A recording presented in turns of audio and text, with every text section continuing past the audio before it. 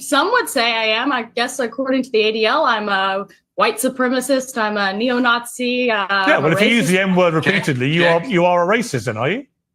Sure, I'll embrace that. If that means forwarding, helping white people achieve freedom of speech, real freedom of speech, which, by the way, Shiloh Hendricks is being attacked on all fronts. They're trying to bring legal charges against her. They're trying to get her children taken away. So you were saying Carmelo Anthony, it doesn't matter. That's a different. Sorry, but just to be thing. clear, you just said to me you use the N-word regularly. In what context? Right. Do you use it with black people? Yes, if it's appropriate. When would it be appropriate to use the N-word? When would it be appropriate? Anytime I feel like it. So you're an unashamed racist. Correct. Wow. Well, do you understand that makes you a despicable human being? Wow. I guess so. I don't really care. I mean, why are we not talking about Shiloh Hendricks? Why are we talking about? Well, actually, I think you've moved it on in this debate very quickly to your own racism, which explains why you've supported her in public and why you've got all these views. You see no problem with a woman shrieking the N-word repeatedly because you yourself are a despicable racist, and you've just proudly admitted that with a smug grin on your face. Okay, enough is enough. I can't take any more of that. Let me react or respond as genuinely as I can without getting the BGC Sports Network shut down across all of the outlets out there that is in charge of things like this. This is what I'm going to say. America, tell me now that racism no longer exists. I'm asking you to please tell me now that racism no longer exists. This is 2025, and this lady has openly said, yeah, I'm a racist.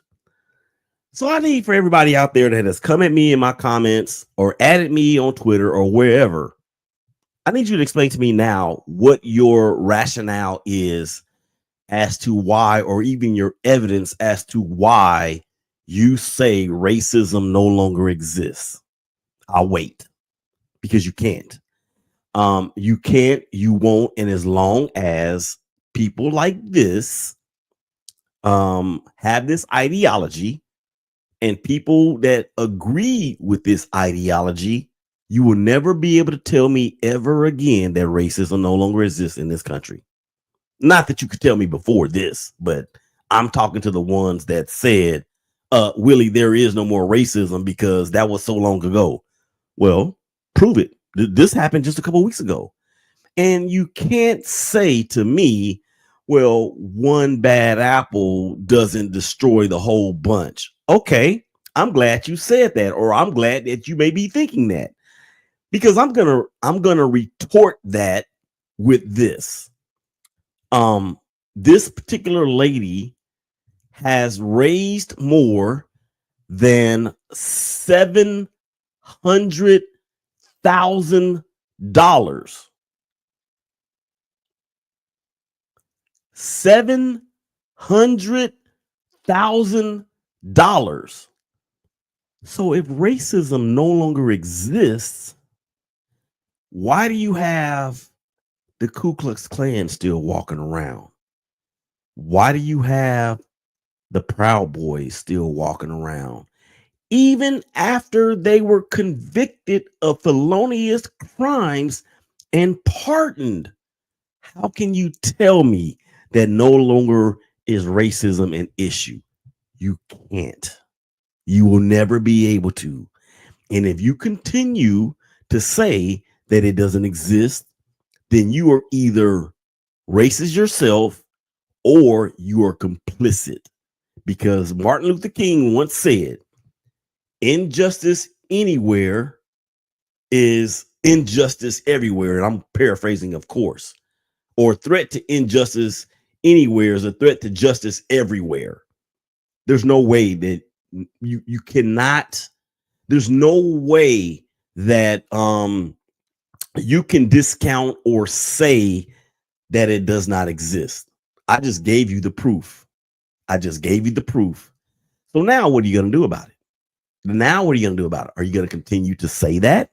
Or are you going to get on the right side of history? But you know what? I'm not even sure there is a right side of history. You know why? Because this is the history of this country. That's what it is. I'm done. Okay. The Raiders' schedule is out. And of course, the schedule release was over myriad of platforms this past week. But, you know, we only care about the Raiders here, or for the purposes of this conversation, right? So let me just go ahead and do this, put this up on the screen because I want to discuss the Raiders schedule. And of course, we welcome your comments, of course. So don't pay attention to the one that I'm circling right here. That's from last year. That's January 5th, the last game of the 2024 season. But look what we have. We have a road game at the Patriots. We have home to the Chargers. We have a road game in Washington, home to the Bears, road game to the Colts, home to the Titans, road to Kansas City, home to the Jaguars, and so forth and so on. My question to you guys is this. Why don't the Raiders have back-to-back home games? Why don't the Raiders have a schedule that is reflective of where the team finished last season? And I just want to go through this even further. Road, home, home. Okay, so we have two back-to-back home games, but it's not until November 17th when the Cowboys go to Vegas and the Browns go to Vegas. And then you have road again, home, road, home, and then home. So the Raiders have two sets of back-to-back games, and they are so late in the season that at that point, it may not even matter. Now, I will say this. I do love the fact that we have made all these changes. We have Pete Carroll. We have his physical style of defense, particularly with the corners that love to get up and be physical, Richard Sherman and the rest. We have Geno Smith. We have Ashton Genty. And we have Brock Bowers, and we have Jacoby Myers, and we have Trey Tucker, so forth and so on. I think Michael Myers is going to have a breakout season. So we do know that there has been improvements, vast improvements made across the entire roster, right? So let's look at this schedule a little bit deeper. I'm not in the business of predicting wins and losses. I think that's kind of corny, but it does give people something to talk about. But let's look at the quarterbacks that the Raiders are going to have to face. Okay, we already know Patrick Mahomes twice, Justin Herbert twice, Bo Nix twice. Bo Nix and all three of these quarterbacks, guess what they did? They went to the playoffs last year. All right. So then you have Jaden Daniels, last year's Rookie of the Year. You have the number 1 overall pick in Cam Ward with the Titans. You have another number 1 overall pick with Trevor Lawrence in the Jaguars. You have Dak Prescott, who is arguably one of the better regular season quarterbacks in the last 10 years, right? So, and then you have CJ Stroud, the number 2 overall pick a few years ago.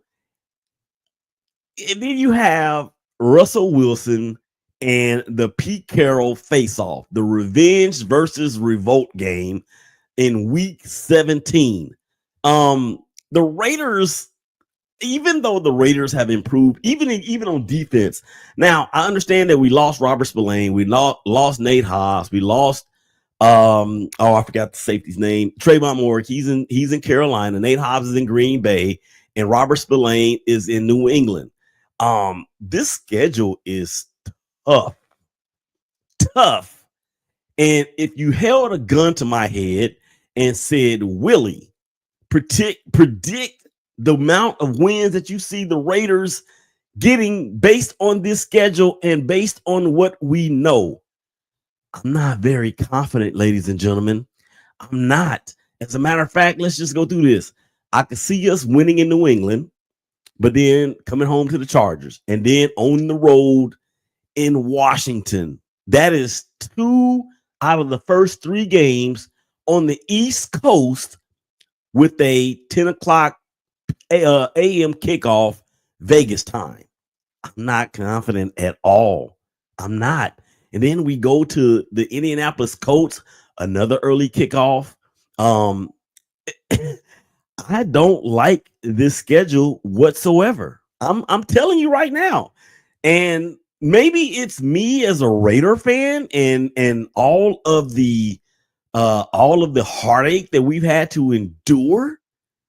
But yo, I'm just like, it's gonna be another one of those years, and I'm hopelessly optimistic, but cautiously optimistic as well. So it's like, what's gonna happen? I don't know. But I will tell you this: some of the games that I am looking forward to. I'm looking forward to the Cowboy game on November the 17th. And the reason why that is because of, as you all know, Big Day is a Cowboy fan. There are a lot of Cowboy fans on this network. I am based in the Dallas area. And it would be if we win one game all year, okay? Oh, actually, I would like to see us win 2 games because a show showing up divided would be on fire if the Raiders beat the Chiefs. And then my tirade against Cowboy fans immediately following the game on the 17th, which actually is a prime time game. My tirade will be so epic that I may have to retire from this business afterwards. That is what I'm talking about. What up, Raider Reaper? I see you out there. Just win, baby. Hey, man, tell me what you think about this schedule, bro. Because I'm like, I think the NFL has reached into the grave of Al Davis and gave him the middle finger once again with this schedule. That's just my opinion on it. So tell me what you think, Raider Reaper, and I'll shout you out on the show, of course. So again, 2-15 with the win against the Cowboys and again a win against the Chiefs. I might venture to say that I would be satisfied if that happens. I'm just not very optimistic and not very confident. So that is what it is.